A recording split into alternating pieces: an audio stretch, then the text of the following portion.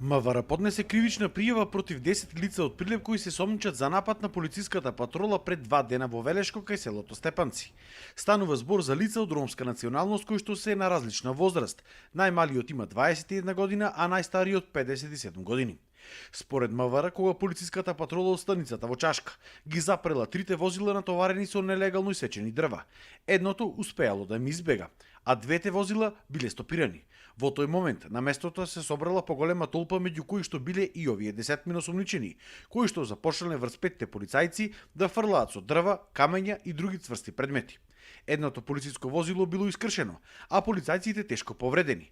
Толпата избегала кога полицијата започнала предупредувачки да пука во воздух. 10 осумничени се приведени и предадени на обвинителството во Прилеп. Според првичните и неофицијални информации кои што ги поседуваме во моментов, обвинителството побарало 30-дневен притвор за сите, а осумничените се изнесени сега пред судија на претходна постапка. Од обвинителството телефонски ни рекоа само дека се постапува по пријавата и дека во интерес на истрагата не можеле да соопштат повеќе детали.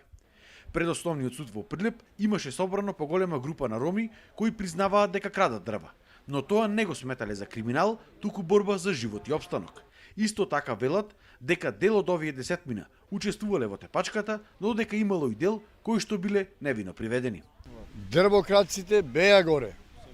Значи, тие не се, ја велам дека не се дивократци, него луѓето прават борба за екзистенција, борба за живот прават, нема работа. Вечерта беше маш ми таму. На син ми му се одзеде возилото, син ми избега од возилото и му го предаде враци. Му се јаве на татко му да оди да си го земи детето.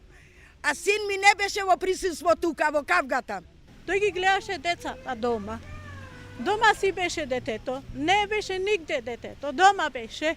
Инаку со години, по стариот пат Прилеп-Велес преку планинскиот премин Дервен, секојдневно поминуваат по десетина, а можеби и повеќе, вакви нерегистрирани возила натоварени со нелегално исечени дрва.